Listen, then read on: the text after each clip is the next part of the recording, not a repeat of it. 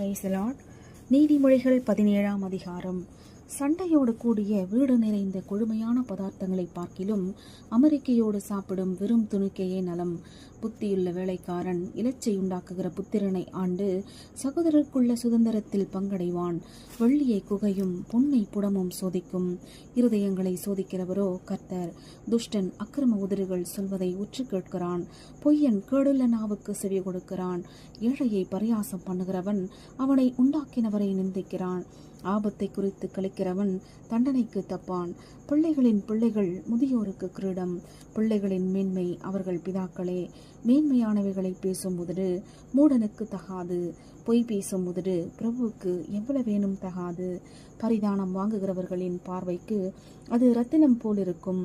அது நோக்கும் திசையெல்லாம் காரியம் வாய்க்கும். குற்றத்தை மூடுகிறவன் சிநேகத்தை நாடுகிறான். கேட்டதை சொல்லுகிறவன் பிராண சிநேகிதரையும் பிரித்து விடுகிறான். மூடனை 100 அடி அடிப்பதை பார்க்கிலும் புத்திமானை வாயினால் கண்டிப்பதே அதிகம் உரைக்கும். துஷ்டன் கலகத்தையே தேடுகிறான்.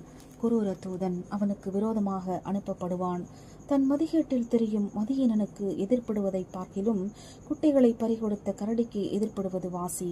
நன்மைக்கு தீமை செய்கிறவன் எவனோ அவன் வீட்டை விட்டு தீமை நீங்காது. சண்டையின் ஆரம்பம் மதகை திறந்து விடுகிறது போலிருக்கும். ஆதலால் விவாதம் எழும்பும் முன் அதை விட்டுவிடு. துன்மார்க்கனை நீதிமானாக்குகிறவனும் நீதிமானை குற்றவாளியாக்குகிறவனும் ஆகிய இவ்விருவரும் கர்த்தருக்கு அருவருப்பானவர்கள். ஞானத்தை கொள்ளும்படி மூடன் கையிலே ரொக்கம் எண்ணத்திற்கு, அதன் மேல் அவனுக்கு மனமில்லையே.